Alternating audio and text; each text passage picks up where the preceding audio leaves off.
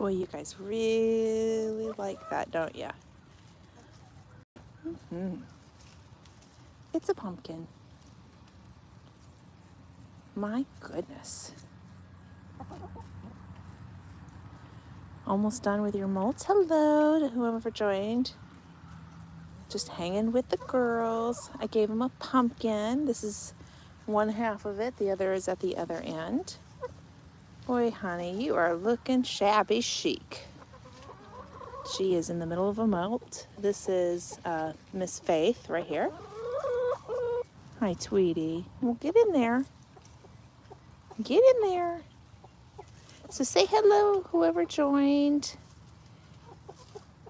Welcome, welcome. I haven't done a live in a while. And whew, poor Tweety. She's at the bottom of the little pecking order. Goodness. And so I thought I would just pop on to say hello.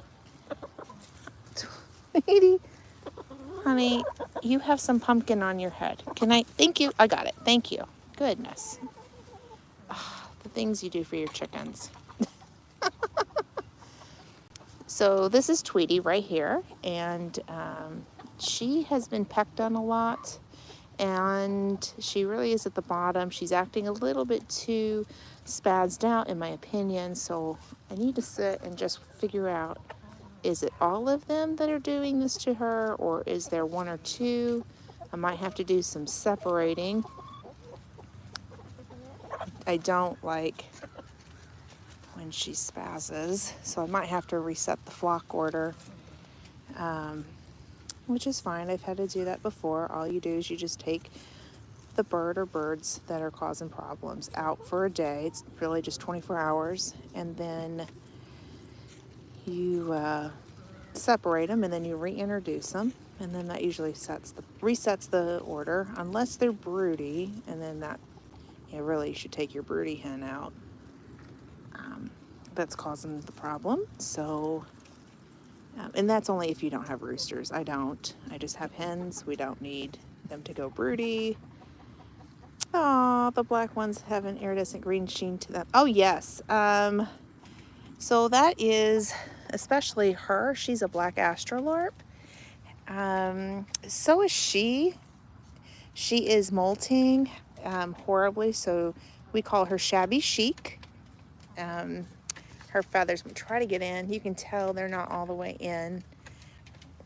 I have 3 black astrolorps. One of my 3 is broody, so she may not come out now. She may have gone back in. I like the breed for humans to hold them. They're gentle with humans. I'm not entirely certain how I feel about them with docile birds. Because as you can see, this one, she is a green queen. She's a type of an Easter egger from the hatchery that we got her from. And she is horribly at the bottom of the pecking order. And birds or chickens do have a pecking order, and they will peck on each other. That just is what it is. But sometimes it's a bit much. And I find that my astrolorps are the guilty ones of this. So if I go to expand this flock, I'm going to be getting more of this breed right here. She's a green queen as well. Very friendly, very docile. I am outside, so we are under a wind alert. Thank you for bringing that up, Aunt Lynn. So yes, I am outside. The only reason why it's not so bad, you can kind of tell a little bit that it's windy, is because I have a shade cloth that is blocking most of the wind. But when I step outside, it would definitely, you'd hear the wind horribly. So if it does hit my camera and you do hear wind, thank you, Aunt Lynn, for pointing that out. We are under a wind advisory, which is okay. Yeah, they're moving. And you can kind of see where this is moving too a little bit. It is what it is. Oh, here comes Broody. Hi, Broody. I think she's my last one for the season. to be broody, at least I hope.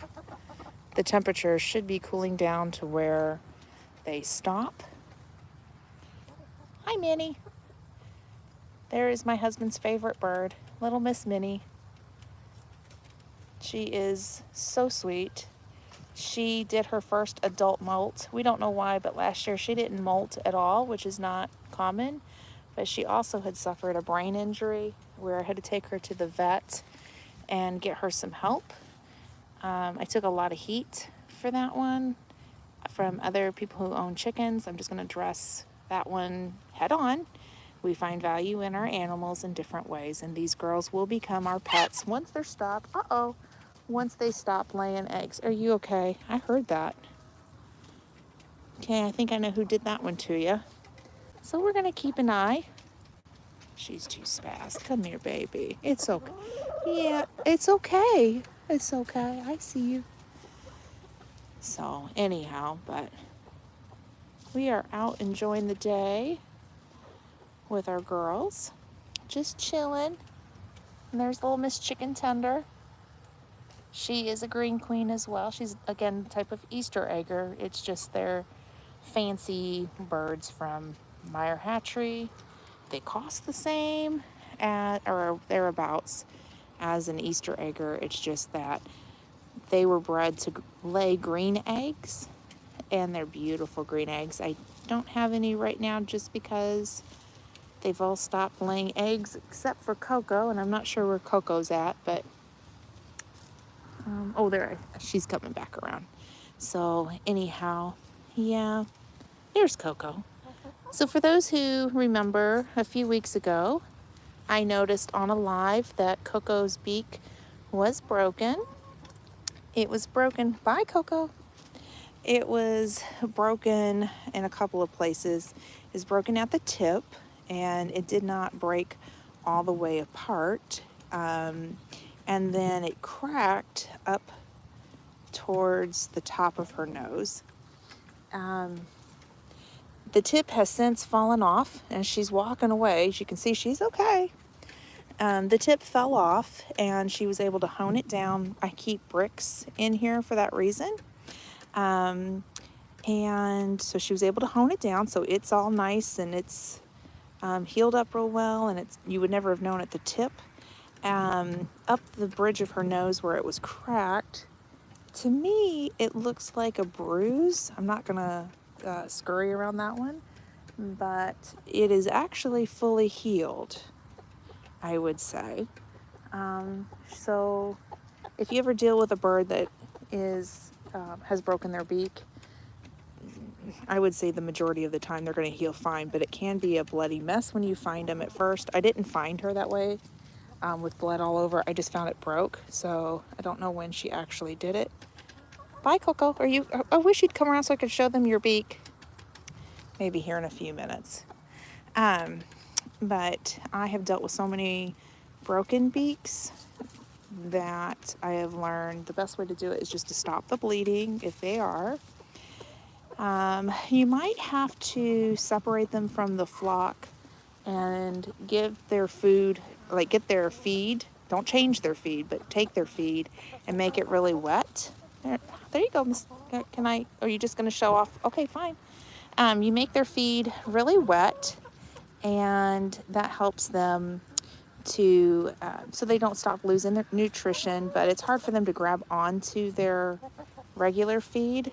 So you definitely want to make it wet until they can get their bearings and start eating dry food again. But yeah, she has made a full recovery. Her beak looks just fine. I can tell where the injury had happened. I imagine that will just take time for it to grow out because you think of it, they're like fingernails. Yeah, are you going to show off your beak now? Okay, well, fine, Coco. Can I? Yeah, are you telling everybody you're okay? Okay, bye, Coco. She's a little diva. So anyhow, yeah, don't stress over it. Just use some flour or some septic powder to get the bleeding to stop and move on. Right, Coco? She does have a crack line on her beak in looking at it, but it is fully healed. So I imagine that's just going to take time. too. But anyhow, I've dealt with so many injuries and illnesses with these birds, and they always make a recovery. Knock on wood. So these two are friends in the flock. This is Midnight right here. And I notice at night, because I do watch them on camera, they sleep next to each other all the time. They're so cute. And then here comes Broody Butts. I don't need your services. I really don't. I don't need your services. But, yep, and that would be my husband talking. Honey, I'm on live. He just came out. Oh, he's gonna see his little Minnie. There's Miss Minnie getting her food. Grass, yeah. She sees her dad, and that's it. Like, where you going, Dad? Oh, she's following. Where are you going?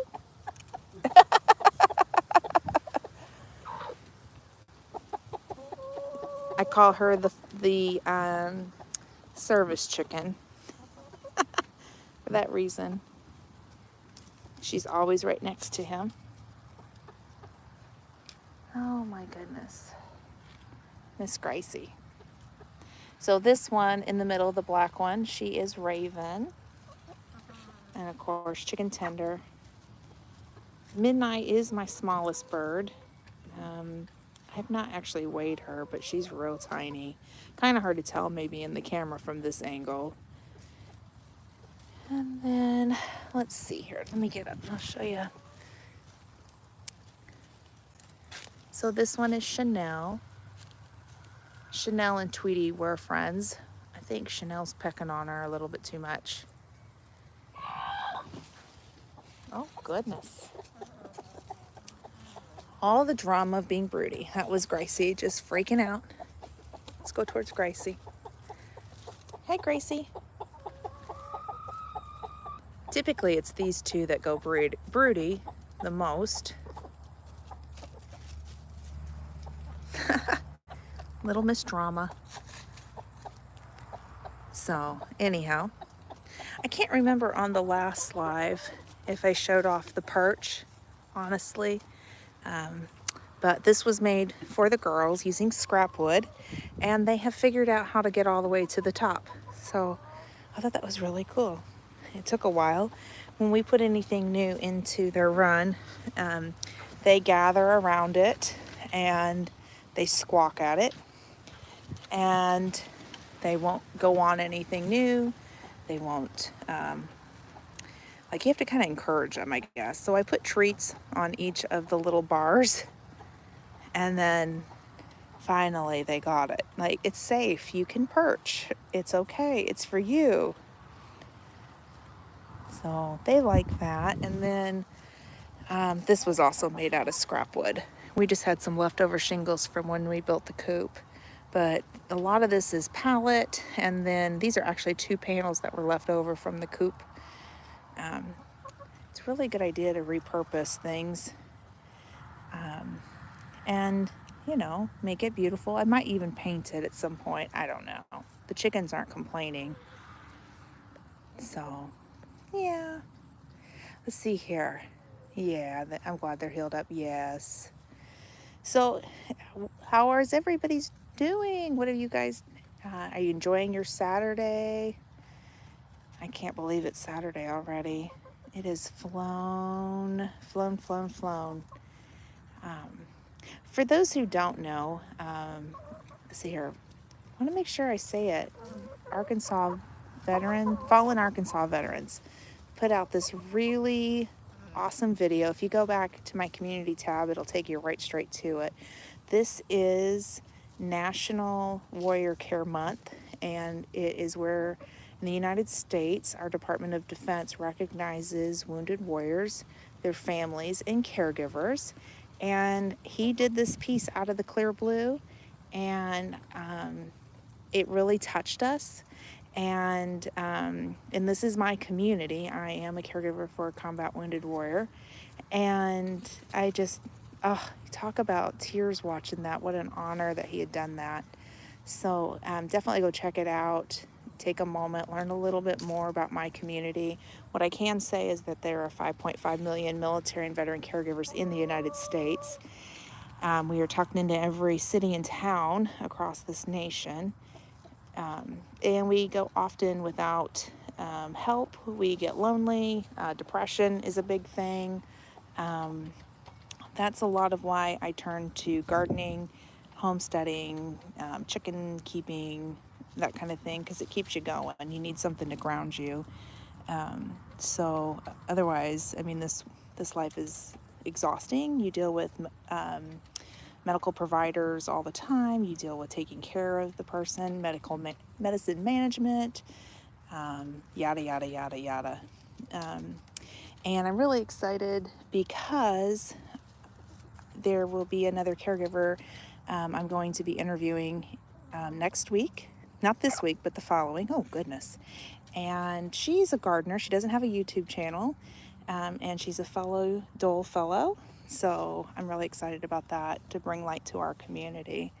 And gardening. And she had chickens at one time. So this is going to be a lot of fun. I'm looking forward to it.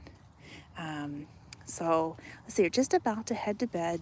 Spent the rest of the day curled up on the couch with my blanket. LOL. Now I think that's glorious. The weather today is very gloomy and it's windy, and I think honestly that is a great thing to do, Blue. I think that is such a wonderful, for a Saturday afternoon, just to be able to relax. Yeah, I haven't done that yet. I had to go to a thrift store to drop off some things, and then I came home and I got some cooking done. I had been freeze drying garlic that I grew, and it finished up today. I feel like that was garlic-ageddon. If you remember earlier in the year, I harvested over 150 bulbs of garlic, and I decided to finally do something about it, and I freeze dried it. So I peeled it, and it took about 4 days of peeling because I didn't do it all in one setting. There's no way you can do it in one setting. But it went through the freeze dryer, and now it's put up for when I want to cook. It smells so good. Oh, she is really protective of that, aren't you? Yeah.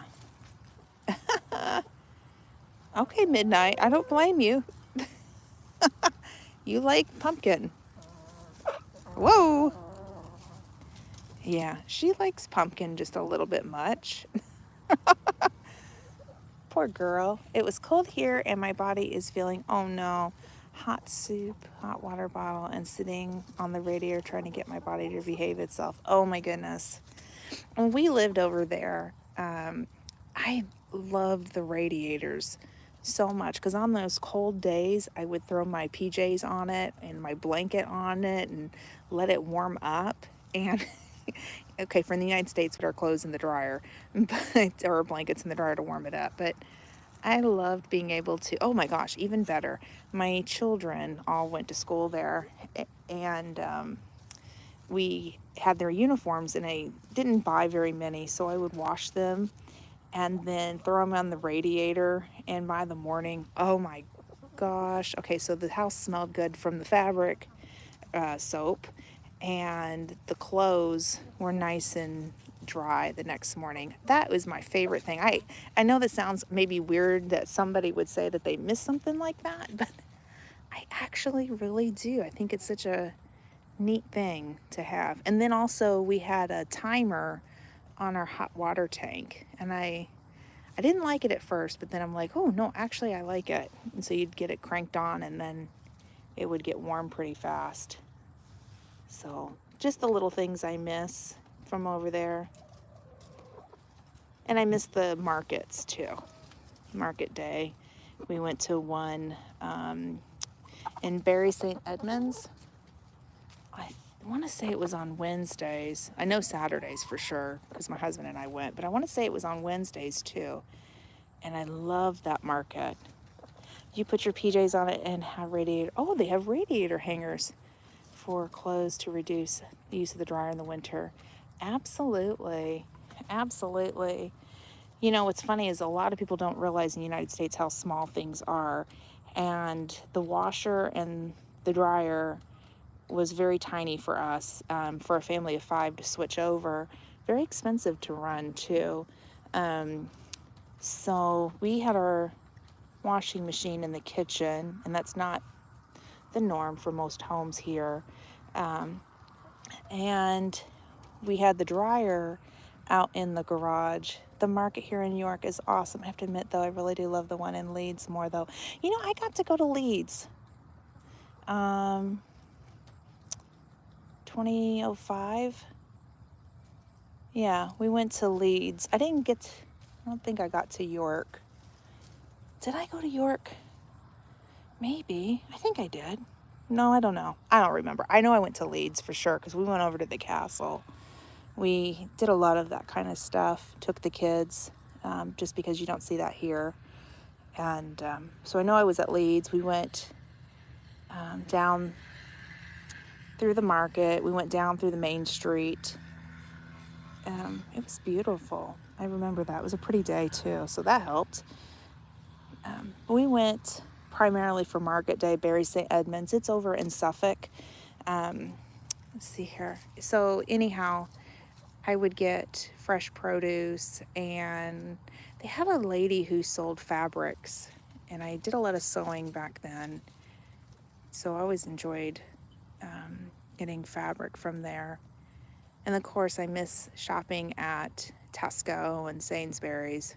Let's see here. The washing machine in the kitchen is a weird one for me too. I'm trying to get them to set up in the bathroom so I can put, oh yes. No, I don't think that's weird. I think that's smart. Probably makes it easier on you too. I just remember going outside and freezing in the winter to put my clothes in the dryer.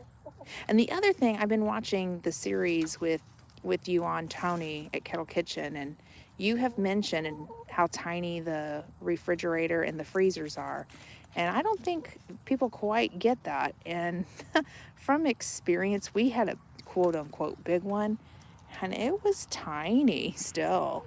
They normally fit underneath, well, at least in my neighborhood where we lived at, they were up underneath of the kitchen cabinets. So we had to do a lot of grocery shopping and putting food stable, you know, like in their cans and stuff on the shelf. And then being an American, this is going to sound really odd because I'm sitting with the chickens. I remember the first time I went to Tesco and I saw eggs that were not in the refrigerator. And it was quite shocking to me. And to be perfectly honest with you, I didn't eat them for a while. I'm not going to lie. And it's funny because I have chickens now, and, you know, I leave my chickens on the counter now, you know, but there was a time where I admit I freaked out. A lot of people only have room for under the bench bar fridges. Yeah, because the kitchens are tiny. They're really tiny. I liked our home, though. It wasn't bad. If I could have changed anything in it, I would have had the dryer in the kitchen, which would have been fine. I got used to that. I just wish that the dryer was not in the garage. And I hated the carpet in the bathroom. That kind of grossed me out, especially raising boys. I mean, you know, take it from there. But we had this ugly green carpet, and it went up on the side of the tub too. And I was always afraid my children would get it wet, and then it would stink, and then there would be mold. I was not used to that. But otherwise, the home was really nice. We had lilac trees right outside, and it covered up the walkway. Really beautiful. So when in the spring, when the lilacs were all in bloom, it was just this beautiful, radiant smell and a gorgeous little walk through it. And then we would go to the post office, this is going to sound weird for Americans, to buy sweeties, little gummies and candies. My children loved it. And then I'd walk the kids to school. It was probably a 15-minute walk up to the town square, I want to say. Let's see here. We're getting a kitchen refit because it's not suitable for proper usage. Oh, I bet. Yeah. Yeah, you probably need, in the States we'd call it an ADA kitchen, but one that is more suitable for your wheelchair. Absolutely. And uh, you don't get carpet in the bathroom or kitchen, which was a major thing when I was a kid here in the UK. Well, the house that we lived in, of course, it's been 20 years ago. It kind of grossed me out. Even my Welsh neighbor, she came over and she even agreed with me that it was kind of weird. But I mean, we rented the property, so it wasn't ours to fix up. But I had this really nice guy. I have a funny story. So my husband had a trip that he had to take, and he left me and the kids there. And this gentleman was walking down the street. It was his 80th birthday, and he said, he said, "It's my birthday." He proudly did, and I knew him. He was my neighbor. And I said, "Well, happy birthday." And I said, "What do you want for your birthday?" And he said, "All I want is a kiss from an American woman." And so I said, "Well, it's your lucky day. Pucker up, baby." And I kissed him right on the lips. I told this to my husband. I said, "You don't ever have to worry about me going for the young guys. It's going to be the old ones you should be concerned about." So anyhow, he was smiling as he walked off, and I have never forgotten that. Let's see here, bench space next to nothing. Oh yeah, next to nothing, and all the cupboards aren't really reachable, so I'm asking for shelving instead, with benches and a room for a wide range cooker instead of the tiny tall one. Oh yeah. Yeah, and the plus, yeah. He was a sweet, sweet guy. I'm sure he's not around anymore, but he said I made his day, so. And then my other neighbor, she was Welsh, and I didn't know lice was a big thing in the school system, at least then, keep in mind, 20 years ago. My daughter came home, and I looked at her head and I went, "What is that moving around?" Of course, we have lice here, but I had never experienced it. And so I freaked. My sister had come over to stay with me, and we went to an American store because we had that access with being military, and I purchased what I knew from the United States that would kill lice, as I'm doing this. And I came home. It's called Rid, and I used it, and the lice got worse. We all ended up with it.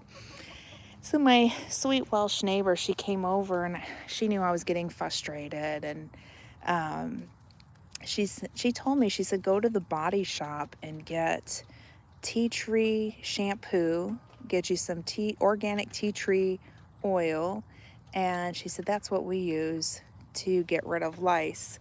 And I became a pro getting rid of lice, and then we just kept it in our children's shampoo the remainder of the time that we were living there, because I just thought, I don't ever want to deal with it again. Well, I come back to the States, and my oldest went on to a camp, and she came home from camp. Her and her best friend had lice in their hair. Well, it grossed her mom out, and I said, "Oh, I dealt with this when I lived over in England. I know exactly what to do." So I got my tea tree shampoo, tea tree oil, and I took care of both of the girls. And the next day, we sent the girls back to school. And in the United States at that time, you could not send your children to school with lice. And the head nurse had to check the girls' heads because she didn't believe me. She told me, "There's no way that you got rid of the lice in 24 hours. And I'm like, "Oh yes, you can get rid of lice in 24 hours. And sure enough, it was all gone between both the girls, and her best friend had thick hair. I mean, it was a lot for me to work on. But yeah, I told the nurse, never, never, never doubt me. I said, "Thank you to my Welsh neighbor." I wish she was nearby, but well, hello, Rebecca. Welcome. Let's see here. I remember an old guy once hit me up in a pub in front of my then husband and told him I was married. And I said, no one will miss a slice of a cut off lip. So I told him, I sure would. That's funny. Let's see here. I use tea tree oil and neem. Oh yeah, I didn't think about neem oil. Well, I learned about tea tree oil then. So yeah, I mean, neem oil would make sense now for sure. I'll have to keep that in the back of my head if I ever find somebody that deals with that again. I had a lot of good times over there. Let's see, did you get the package I sent you? I got a hat and I did an unboxing. Did you send something else? So I love the hat, by the way. It is absolutely beautiful, and I showed it on the video. For those who don't know, Rebecca made me this gorgeous, stunning hat, and I bought a coat to match it, Rebecca. And I am so excited. It is so pretty. You are so professional with crocheting your hats. And I just want to say thank you. Oh, no, it was just the hat. That's all. Okay, okay. Yeah, I did a video, an unboxing. Hopefully I tagged you, right? Now this is making me question. Okay, I'm going to have to go back and check after I get off this because I tried tagging everybody and I may have messed up. So if I did, I am so sorry. But this hat is absolutely stunning, you guys. I'm waiting for it to get colder. It's not cold enough yet. It's not wearing my socks yet. But oh, Minnie, you okay? You okay, Minnie?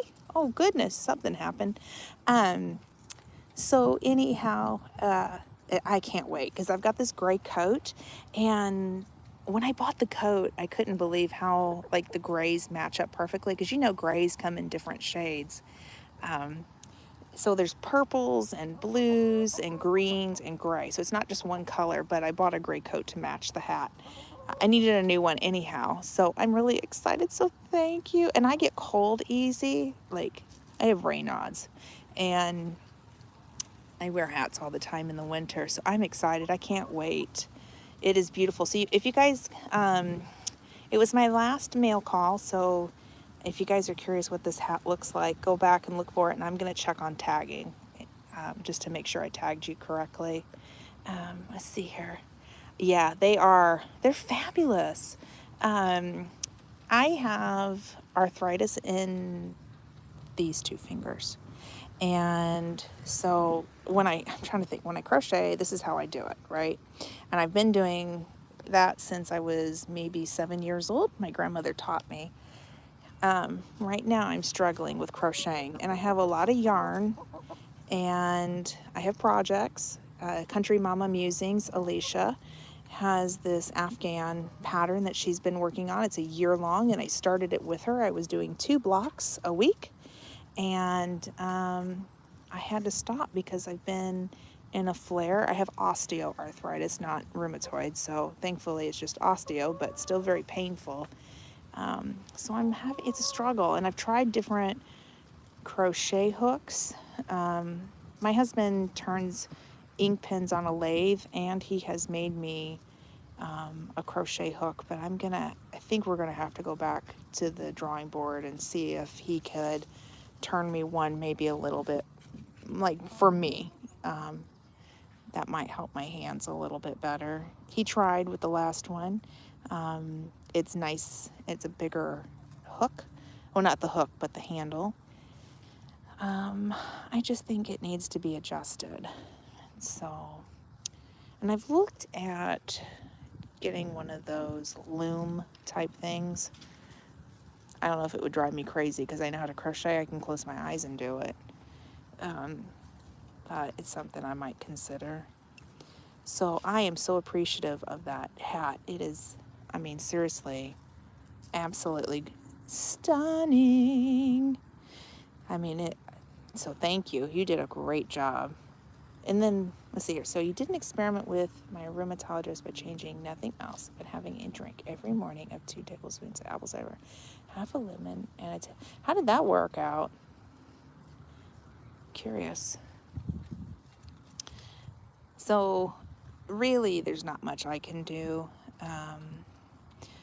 They have basically told me that I need to take an anti-inflammatory, and I'm not real big on it. I have my reasons. I don't want to go into huge reasons on it because I want everybody to make their own medical decisions without my influence. I do have it, so on the bad days, I will take an anti-inflammatory, like it's got to be really bad, but I am just trying to get through it, you know.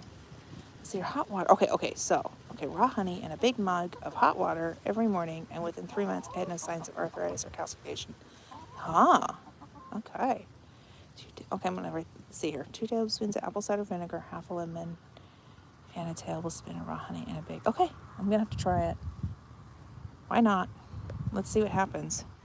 Because, like, you can kind of. Sorry, these are from I had a wedding with one of my kids, so there's painted, but you can kind of see the joint in the middle. Lovely. But I miss crocheting. I'm gonna keep trying. So that hat really blessed me. I mean, seriously. And then I don't think I could have. I was looking at the brim of it, and so professionally like flipped, and then it doesn't come down. It's pretty. So I want to figure that out. That's on my Rebecca, I might need your help to learn this when my hand gets better kind of thing. Because it's beautiful. Absolutely beautiful. So this girl is still going to town. I'm telling you, pumpkin I think is her favorite. It's good for chickens to have pumpkin for sure, and to have the seeds if they'll eat them. But I think this is her favorite treat of them all. I had some mealworms earlier, and she didn't eat any, but I put a pumpkin down, and she's attacking it. They say chickens don't have taste buds, but I don't know. Have I tried using bamboo hooks? Because I find them so much easier in cold weather than the metal plastic ones. No, I haven't. I have, because my husband turned them on the lathe, I have acrylic, but we have some wood. He can't turn bamboo, it wouldn't work, but we have different kinds of woods. So I didn't see this video somehow. You know what? That has happened to me too. Quite a few channels here lately. Who was it that I got? And Blue was one of them. And Kettle Kitchen. And everybody knows he's my snobby, cheesy canning brother. Who else? I got somebody else. And it's like I comment, I view, I hit like, I do everything. I might have to start doing a little dance. And Coco, bring Coco along. Right? Are you going to peck me, honey? I don't know what you're doing. Oh, you can probably see her beak better. But I get unsubscribed and I don't know. It's very frustrating.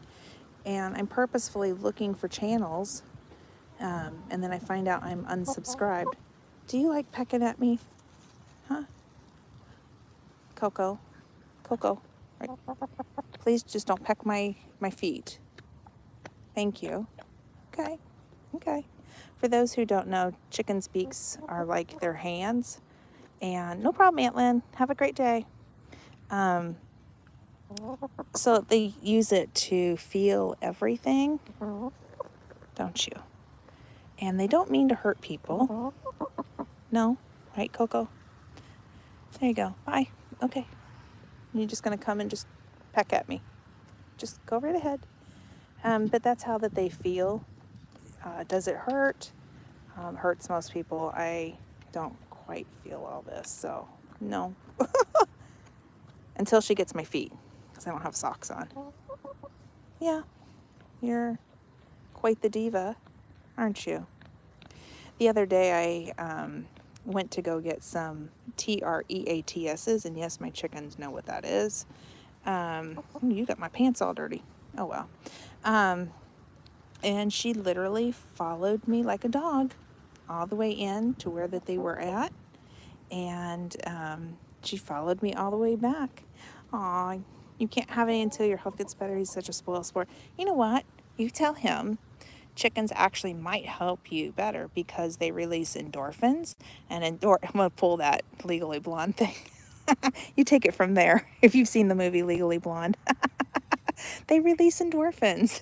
So, yeah, everybody needs a chicken. I need to post this meme that it's about a therapist.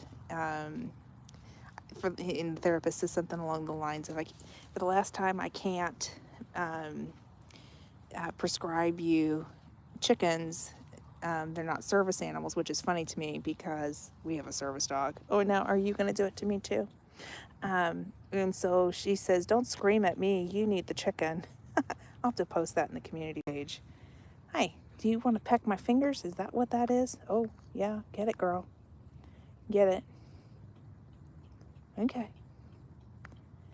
This does not bother me at all. I'm so used to the girls doing it. But anyhow, well, you guys, I'm going to get off of here. I've got a few things I got to take care of. Anyhow, I hope you enjoyed hanging out with the chickens. And I hope you guys have a great rest of the day. We'll catch you the next time. Bye. Are you still